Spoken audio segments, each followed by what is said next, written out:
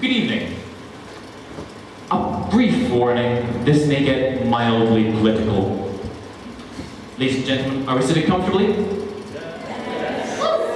Then I'll begin. As we sat in hospital on a cold Saturday, so adequately staffed and on such good pay, with nurses abundant and much time to spare, it might be quite right to say we've not a care, with taxpayers' taxes afloat in our wallets, buying bad drugs and new whatchamacallits. Our lives were so fine. They were easy and simple. Our life was a face with no sign of pimples. And lo, here's a story about how our idyll got broken and sold and torn down the middle. We got rid of Landsley and thought it a boon.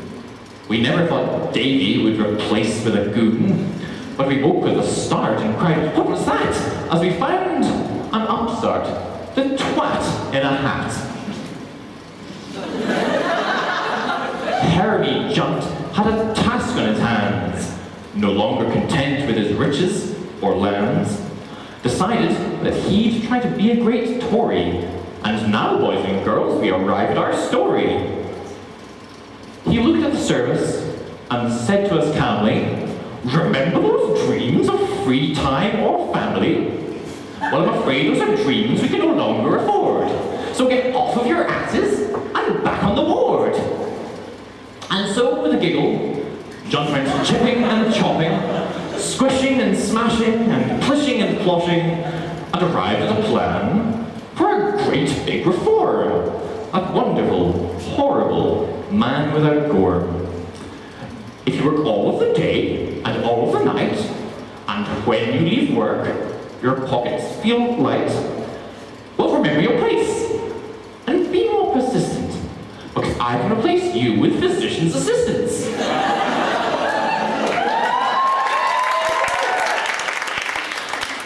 So, doctors and nurses started spreading the news about all of the things they were going to lose.